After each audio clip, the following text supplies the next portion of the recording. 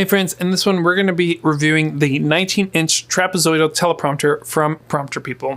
Be seen, heard, and better understood through virtual gatherings. Elevate your message with Corporate Streams. Hi everybody, I'm Noah from Corporate Streams. So today we're going to be looking at this trapezoidal teleprompter. So what is a trapezoidal teleprompter? It allows you to see a little bit wider of an angle, viewing angle, so that you can have two people or three people read off the same teleprompter. If we go ahead and look at the website here, you could basically choose this trapezoidal style at either a 15, 17, or 19-inch teleprompters.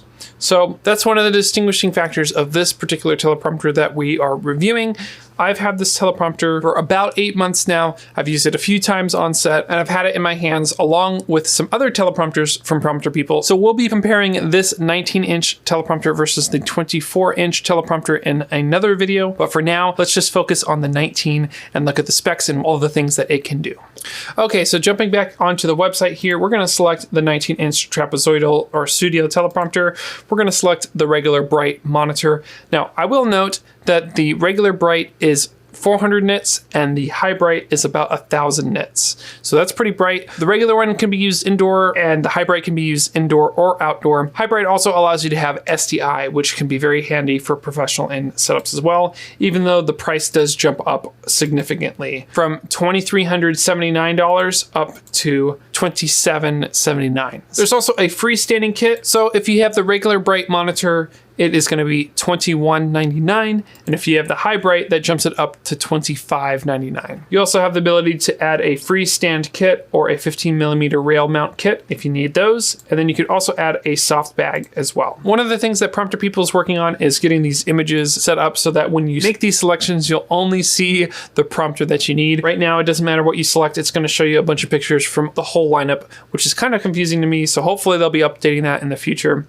But let's go ahead and scroll down and look at some of the specs and read through what this teleprompter can do. As noted before, you can get the teleprompter set up so that it can be all in one, so it fits on a tripod like this, or you can get the standalone kit if your tripod's not heavy duty enough, and that could have a stand that supports the weight of the teleprompter separate than the tripod for the camera itself. I always recommend having it all in one, so check out the Prompter People tripods to see if they're a fit for you. So Prompter People totes that this is a fast and easy setup. The hood and beam splitter fold down for easy transport and storage. The removable camera extrusion will allow the tripod to mount or freestanding use. It works with any size camera, as small as a palm quarter to an ENG style camera. And for the 19-inch, I would recommend anywhere between 10 feet and 19 feet of distance between you and the teleprompter. The monitors, the high bright and the regular one, have a built-in flip, so you can just plug and play. And there is a high bright available, which allows SDI as well. There are some parts that allow this to be upgradable between the 12, 15, 17, 19, and 24-inch prompters. And then again, the trapezoidal glass only comes in 15, 17, and 19-inch sizes. Every one of the prompters comes with a flash drive which has FlipQ, and that is the software they use for running teleprompter. There are VGA, composite, and HDMI connections on the back of these teleprompters. I would highly recommend using HDMI as much as you can for the highest quality, but of course an SDI brings us a notch above that, which is even better with the high bright monitors. Everything's made out of aluminum, so it is lightweight, and again, the standard monitor is 400 nits and the high bright is 1000. The glass it comes in is a 60-40, which means 60% of the light comes through and 40% gets reflected.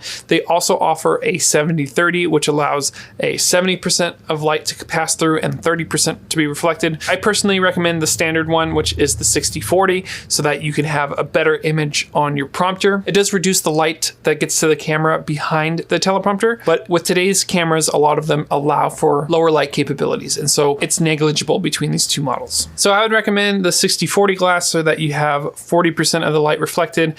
And again, modern cameras allow you to have better light capturing capabilities for lower light stuff by boosting the ISO. So this is the part of the website that needs to be updated. It says soft case travel kits, and then it says beam splitter size 12-12. So this whole section probably needs to be rewritten. So let's talk about some of the notes that I have, some of the good and bad about this 19-inch trapezoidal. First off, it matches pretty well with the 24-inch teleprompter. So I have two of those and one of these 19-inch, so that the 24s are on the outside and the 19 is in the center. It's about the same height, even though the 24s are much wider. And I like it overall. It's solid, it's big. My main wish is that the monitor was 4K instead of 1080p, and I wish that I had SDI instead of just HDMI. So I have to use a converter to go from SDI to HDMI for this particular monitor. I do really like that it auto flips the image, so that's super straightforward and super easy. It is much lighter weight than the traditional teleprompters that we've used before with other 17-inch models or 19-inch models. This is probably a third of the weight of those other teleprompters,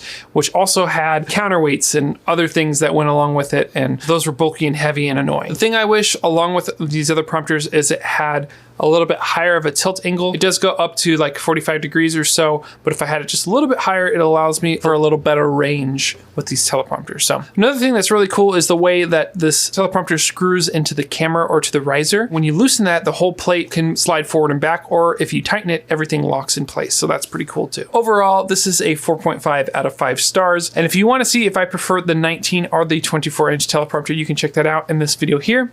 Thanks for watching, and we will see you in the next one.